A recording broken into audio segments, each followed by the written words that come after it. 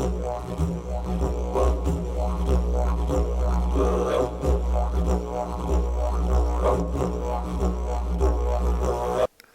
welcome back. Glad you could make it. Got to talk to you about something because it happened yet again. You see that hole in the wall there? Well, there used to be a tie ring there. And I don't know what the story was, what happened, but obviously, like I said, there used to be a tie ring there. Somebody's horse pulled and ripped it right out of the wall. Now, before you think it wasn't properly secured behind this wallboard here, that ring was screwed into a post that is about that square. It's a big post. It was secure. It wasn't going anywhere, so it wasn't inadequately fastened. That was not the problem. The problem was, what I want to talk about is, before you tie your horse, teach it to be tied. Now, I know a lot of people think that the way to teach a horse to be tied is to tie it up, to tie it to what a lot of people refer to as a patience post or something silly like that. And, well, that's not the way to do it, in my opinion. But there are two major components when it comes to tying. Now, I've said before in several videos, I don't like tying, and I rarely do. And I've explained why, because as soon as the horse is tied, you've restricted its movement, which is a survival mechanism, and if it can't defend its life, well, its stress levels go through the roof. So that leads to the first part that you need before you can tie a horse, is you got to have a calm horse. That horse has got to be taught that it's okay, it's safe, nothing bad is going to be happening. Well, at least relatively, as much as you can avoid. It needs to understand that, so that when you do take it to the next level and restrict its movement by tying it, you haven't put it right on the edge so that as soon as one tiny little thing goes wrong, the thing's going to explode and start pulling, and, well, the horse gets hurt, you get hurt, things get broke, and I've seen all of those happen. So I know it can happen if the horse is not taught to be tied before it is tied.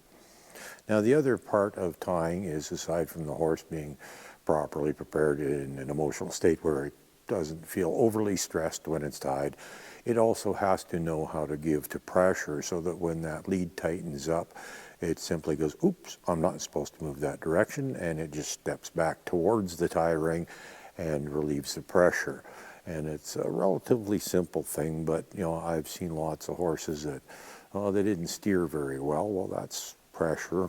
That's learning to give to pressure. They don't lead very well. Again, that's, if the horse doesn't give to pressure on the halter when you're leading it, don't even think about trying to tie it. If you have trouble leading your horse, you cannot tie your horse. Occasionally there are horses, some horses that are just so darn mellow to begin with, that you can pretty much tie them right away. But I don't recommend that. That's not the way to go about it. And if you get in a hurry to do things, and I've always said nothing takes longer than getting in a hurry, and you get in a hurry and bad things happen, and, well, there you go right there. Bad things happened. Somebody got in a hurry, tied a horse that wasn't properly prepared to be tied, and it ripped the tie ring right out of the wall. And if you've been watching my videos, you'll see this is not the first time.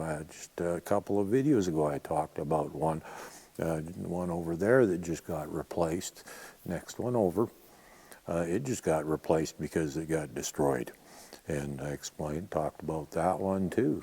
So if you want to tie your horse, well, first off, I don't recommend tying if you don't have to. But if you absolutely are in a situation where you think you have to, the two components before that horse is tied is, first, that horse has to be emotionally calm enough that when you tie it, you aren't putting it right on the edge of its limitations of what it can handle, because sometimes just the tying alone puts them over the edge. And you also want a horse that can give to pressure. Those are the two major components. And I did a video years ago where I talked about this concept, and a lady had a horse that chronic puller, broke halters, all kinds of stuff. Didn't pull the tie ring out because they were tied to a great big rail on the fence that wasn't going anywhere. But, you know, I worked with that horse for a while, and the owner said, I'll believe that there's a change when I see that horse tied, because they were convinced that tying was the problem. No, the tying wasn't the problem. It was a symptom. And after I'd worked with that horse for a while, I tied it up one day and I videoed it and I talked about it. It was the first time the horse had ever been tied to anything since I'd been working with it. And he stood there quite calmly with a slack lead. A couple of times he turned his head and hit the end of the lead. And as soon as he did that, he immediately turned his head back again. And he stood there quite relaxed and cool. And I didn't do a thing when it came to working on the tying, because tying isn't about tying. And if you think that tying up a horse is how you teach it to be tied, no, that is not how you teach a horse to be tied.